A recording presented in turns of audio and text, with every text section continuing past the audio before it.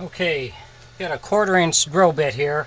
We're going to drill down through the neck up to the top for our string.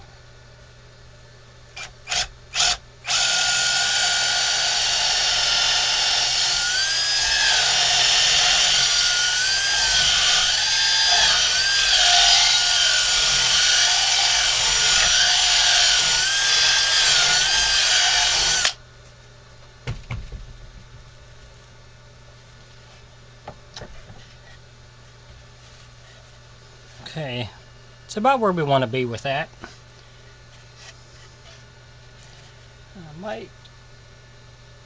It's got to go up over top of that.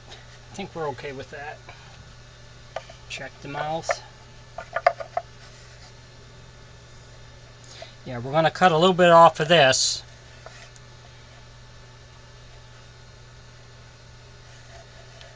As it goes up there's quite a ways, so let me mark it.